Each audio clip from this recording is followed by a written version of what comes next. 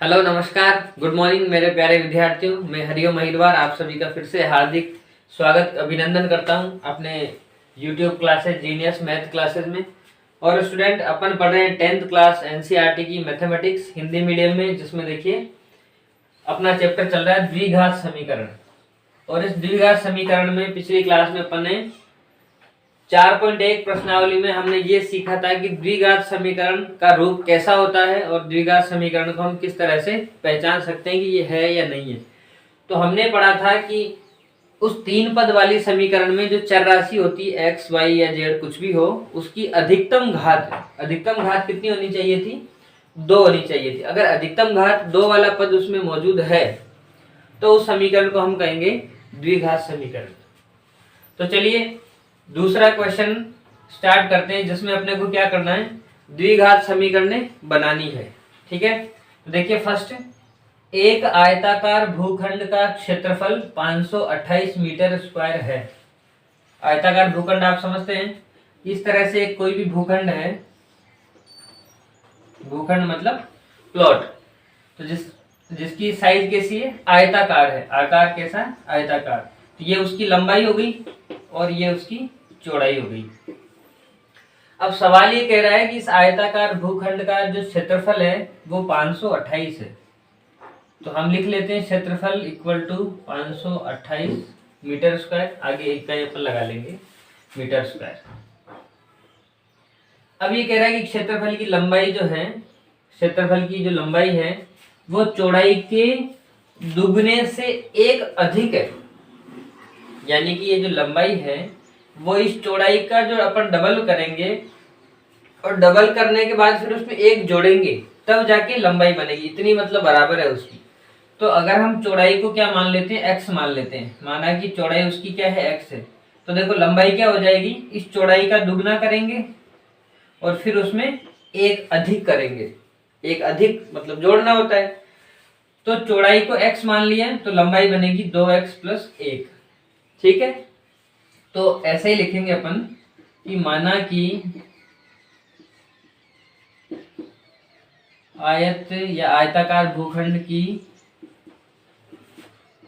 चौड़ाई x है तो लंबाई कितनी बन जाएगी, 2x + 1, मतलब इस चौड़ाई का दुगना और दुगने से 1 अधिक। ठीक है, तो लंबाई चौड़ाई दोनों आ गई अपने पास। अब हमें पता है क्योंकि क्षेत्रफल क्या होता है, आयत का क्षेत्रफल क्या होता है, लंबाई इंटू चौड़ाई। इसी में वैल्यू पुट अप कर दो, क्षेत्रफल की जगह आप रख दो 528। ठीक है, या इसको ऐसे कर लो, क्षेत्रफल को आप लंबाई इंटू चौड़ाई बराबर क्या होता है, क्षेत्रफल होता है। तो आपको सरल करने में आसानी रहेगी। देखना कैसे, लंबाई क्या हो गई 2x + 1, लंबाई हो गई अपनी 2x + 1 इंटू चौड़ाई हो गई आपकी x बराबर क्षेत्रफल हो गया आपका 528। तो देखिए आगे क्या करेंगे, सॉल्व करेंगे, x इनसे गुणा होगा, x 2x से गुणा होके क्या बन जाएगा 2x स्क्वायर, मतलब x गुणा होके स्क्वायर बन गया, फिर प्लस x गुणा होगा 1 से। तो x इधर 528 है, 528 को इधर लाएंगे तो माइनस का क्या बन जाएगा 528 बराबर 0। तो देखिए हमें इसमें द्विघात समीकरण बनानी थी, निरूपित करना था, तो देखिए हमने निरूपित कर लिया। ठीक है, अब देखिए सेकंड क्वेश्चन।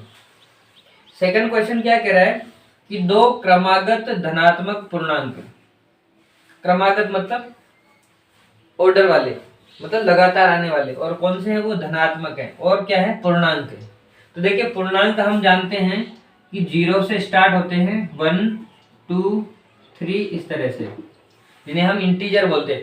पहले चैप्टर में हमने पढ़ा था और वीडियो भी अपना अपलोड किया हुआ है। अगर आपने नहीं पढ़ा हो, आपको ये चीजें समझ में नहीं आ रही हो, तो आप प्लेलिस्ट में जाकर पहले चैप्टर से इन चीजों को पढ़ सकते हो। तो देखिए 0 से इस तरफ -1 -2 -3 इस तरह से, ये भी अनंत की तरफ और इधर भी अनंत की तरफ। तो इधर धनात्मक अनंत और इधर ऋणात्मक अनंत। तो इन सारी संख्याओं को हम बोलते हैं पूर्णांक। तो पूर्णांक में क्या होता है, धनात्मक पूर्णांक होते हैं, ऋणात्मक पूर्णांक होते हैं और 0 होता है। 3 पार्ट होते हैं इसके। ठीक है, तो सवाल हमें ये कह रहा है कि दो क्रमागत धनात्मक पूर्णांक आपको लेने हैं। कौन से लेने? धनात्मक वाले, यानी कि यहां से आगे वाले लेने, और वो भी कौन से? दो लगातार, दो क्रमागत वाले। ठीक है, तो मान लीजिए हमने इसको लिया, तो अगला कौन सा हो जाएगा? 4। अगर एक ये है तो अगला हो जाएगा 3, यानी कि दोनों में कितना गैप है? 1 का अंतर है। तो वही लिखेंगे अपन कि माना कि पहला पूर्णांक क्या है? x है। तो इसके अगला पूर्णांक क्या हो जाएगा? 1 बढ़ के, जैसे देखो पहला पूर्णांक अगर 1 है तो दूसरा क्या हो जाएगा? 2, मतलब 1 बढ़ जाएगा। और पहला अगर 2 है तो दूसरा क्या हो जाएगा? 1 बढ़ के 3 हो जाएगा। पहला अगर अपना 3 है तो अगला क्या हो जाएगा? 1 बढ़ा के 4 हो जाएगा। ठीक है, तो अगला पूर्णांक हमारा बन जाएगा, पहला पूर्णांक अपना x है तो अगला पूर्णांक क्या हो जाएगा? x में आप क्या कर दो? 1 प्लस कर दो, x प्लस 1। ये हमारे दोनों पूर्णांक आ गए। अब सवाल ये कह रहा है कि जो दो क्रमागत धनात्मक पूर्णांक है उनका गुणनफल कितना है? 306। गुणनफल कितना है? 306। तो लिखेंगे अपन, चूंकि गुणनफल कितना है? 306। तो वैल्यू रख दो इनमें, दोनों का गुणनफल करेंगे, x गुणा x प्लस 1, x गुणा x प्लस 1 बराबर कितना हो गया? 306। तो आगे इसको सॉल्व करेंगे। देखो x गुणा होगा पहले x से तो बन गया x स्क्वायर, x फिर गुणा होगा 1 से तो बन गया x, और बराबर क्या आ गया? 306। तो इसको इधर ले आओ तो माइनस का 306 बन जाएगा, बराबर 0। ये आपकी द्विघात समीकरण बन गई। तो चलिए आप इनको नोट करिए, तब तक मैं इसका अगले वाला क्वेश्चन नोट करता हूं। देखिए थर्ड ऑप्शन, रोहन की मां उससे 26 वर्ष बड़ी है। दो व्यक्ति हो गए, एक रोहन है और एक उसकी मां है। ठीक है, तो रोहन की जो मां है उससे 26 वर्ष बड़ी है। तो देखिए माना कि रोहन की आयु मान लेते हैं अपन कि रोहन की आयु क्या है? x है, किसमें? वर्ष में। तो उसकी जो मां है उसकी आयु कितनी हो जाएगी? ये 26 वर्ष बड़ी है, मतलब 26 साल ज्यादा। तो 26 ज्यादा करेंगे तो x प्लस 26 कितनी हो गई? x प्लस 26 वर्ष। अब सवाल ये कह रहा है कि उनकी आयु का गुणनफल अब से 3 वर्ष पश्चात, यानी कि गुणनफल अभी नहीं करना, गुणनफल कब करना? कि अब से 3 वर्ष पश्चात कितना हो जाएगा? 360 हो जाएगा। तो इसी कंडीशन को अपन 3 वर्ष बाद में बनाते हैं, 3 वर्ष बाद। तो देखना जो रोहन की आयु अभी x है वो कितनी हो जाएगी? x प्लस 3 वर्ष, 3 साल ये भी बड़ा हो जाएगा। और उसकी मां की आयु x प्लस 26 थी, तो ये क्या हो जाएगी? इसमें भी 3 बढ़ जाएगा, तो ये बन जाएगी x प्लस 29। समझ में आ गया? तो अब सवाल कह रहा है कि जो 3 वर्ष पश्चात जो आयु है उसका गुणनफल कितना हो जाएगा? 360 हो जाएगा। तो दोनों का गुणनफल करते हैं, क्योंकि 3 वर्ष पश्चात आयु का गुणनफल कितना हो रहा है? 360। और 3 वर्ष पश्चात आयु कितनी है? x प्लस 3 गुणा x प्लस 29। ठीक है, तो बराबर कितना हो जाएगा? 360। मल्टीप्लाई करेंगे, देखो x पहले इस x से गुणा होगा तो बन जाएगा x स्क्वायर, फिर ये x 3 से गुणा होगा तो बन जाएगा 3x। अब इस 29 का नंबर 29 पहले x से गुणा होगा तो क्या बनेगा? 29x, फिर ये 29 3 से गुणा होगा तो 29 दिए 67 बराबर 360। अब देखिए एक्स स्क्वायर और 29x 3x दोनों जुड़ जाएंगे, कितने हो जाएंगे? 32x, और ये 67 और ये इस तरफ आएगा ना, तो देखिए दिस इम्प्लाइज एक्स स्क्वायर, ये दोनों मिलकर बन गए 32x, तो प्लस 32x, फिर देखिए ये प्लस 67, ये 360 इधर आएगा, तो माइनस का 360 बराबर 0। आगे सॉल्व करेंगे इसको, ये दोनों कितने हो जाएंगे, देखिए 360 में से 67 को अपन माइनस करेंगे तो 60 से 60 कट गया, 7 और करेंगे तो 293। अब देखिए दोनों में बड़ी संख्या 360 है और इसका चिन्ह माइनस है, तो यहाँ लग जाएगा माइनस बराबर 0। तो ये बन गई अपनी द्विघात समीकरण। देखिए फोर्थ, इसमें क्या है कि एक रेलगाड़ी जो है 480 किलोमीटर की दूरी से समान चाल से तय करती है, तो रेलगाड़ी की चाल कितनी हो गई,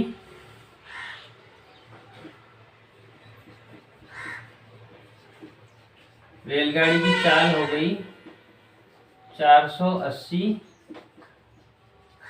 सॉरी रेलगाड़ी 480 किलोमीटर की दूरी, तो ये 480 तो क्या है, ये 480 दूरी है, वो समान चाल से चलती है ना। तो रेलगाड़ी की जो चाल है उस चाल को हम मान लेते हैं x, चाल क्या हो गई, x हो गई, और दूरी कितनी है, दूरी है 480 किलोमीटर, ठीक है। अब सवाल ये कह रहा है कि यदि इसकी चाल को 8 किलोमीटर प्रति घंटे कम होती, यानी कि जो चाल अभी x है वो 8 की स्पीड से कम होती, तो इसी दूरी को तय करने में उसको जो समय लग रहा होता वो समय कितना होता, 3 घंटे ज्यादा लगता, ठीक है 3 घंटे ज्यादा लगता। तो अभी देखिए इस कंडीशन में अपन समय निकालते हैं, तो यहाँ पे आप समय को ले लो, यहाँ पे समय ले लो, जैसे कि समय t है, ठीक है, या एक काम कर लो आप डायरेक्ट इस समय को निकाल लो, तो समय क्या होता है, समय बराबर दूरी बटा चाल। समय क्या होता है, पिछली क्लासों में आपने पढ़ा होगा कि समय बराबर दूरी बटा चाल होता है। तो दूरी तो कितनी है अपने पास 480 किलोमीटर है, और चाल कितनी है आपकी x, तो 480 बटा x हो गया, यहाँ तक कोई दिक्कत नहीं है। चलिए दूसरी कंडीशन देखिए कि चाल उसकी है 8 किलोमीटर पर हावर कम, तो इस बार देखिए चाल कितनी हो गई, x माइनस 8 कम कर दिया, और उसी दूरी को तय करने में उसको समय लग रहा है 3 घंटे ज्यादा। तो देखिए दूरी तो वही रहेगी ना, दूरी तो वही रहेगी 480, लेकिन इस बार जो समय है, समय कैसे निकलेगा, 480 बटा x माइनस 8, 480 बटा में हो जाएगा x माइनस 8। पहले वाला समय ये है, दूसरा वाला समय ये है, और दोनों में सवाल क्या कह रहा है कि जो पिछला वाला समय है वो 3 घंटे अधिक है, यानी कि ये वाला जो समय है इस समय से 3 घंटे ज्यादा है। तो या तो आप ऐसा कर लो, इस समय में से इसको घटाएंगे तो 3 आएगा, या इसमें 3 जोड़ के इसको बराबर कर सकते हैं, दो ही तरीके हैं, क्योंकि इससे ये 3 घंटे ज्यादा है। तो देखिए समय का अंतर कितना है, समय अंतराल कितना है 3 घंटे का, तो इस वाले समय से हम इस वाले समय को माइनस कर देते हैं, ठीक है। तो देखिए 480 बटा x माइनस 8, इसमें से आप घटाओगे 480 बटा x, तो ये बन जाएगा 3।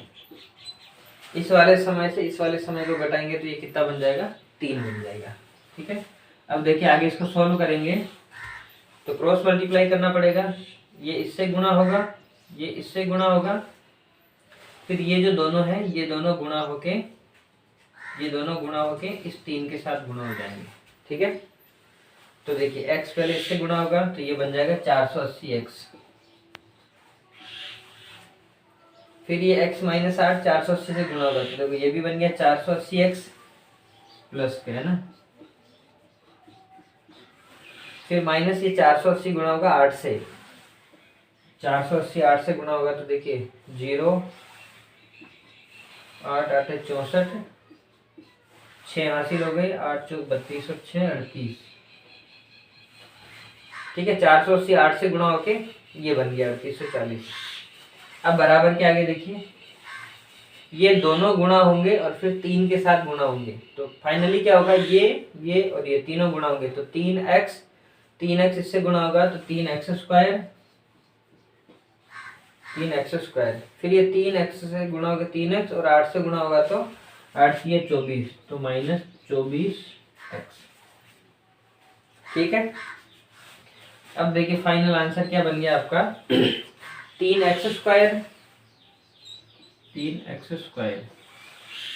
480 और 480 दोनों जुड़ेंगे तो ये अगर 960x, और 960x इधर जाएगा तो माइनस का बनेगा, तो ये माइनस और ये भी माइनस, तो दोनों ही फिर प्लस हो जाएंगे, तो 960 में 24 जुड़ेगा तो 994, तो माइनस के हो जाएंगे 994x, और ये इधर जाएगा तो ये प्लस का बन जाएगा, तो प्लस का बन जाएगा 3840। अब इधर देखिए कुछ भी नहीं बचा, तो ये हो गया 0। ये फाइनल आपकी द्विघात समीकरण बन गई। ठीक है, तो बहुत अच्छे से आपको समझ में आई होगी क्लास। अगर आपने इस क्लास को लाइक नहीं किया तो लाइक कर दें, और चैनल को अगर आपने सब्सक्राइब नहीं कर रखा है तो चैनल को आपको सब्सक्राइब कर लेना है। तो चलिए मिलते हैं अगली क्लास में, तब तक के लिए थैंक यू, जय हिंद।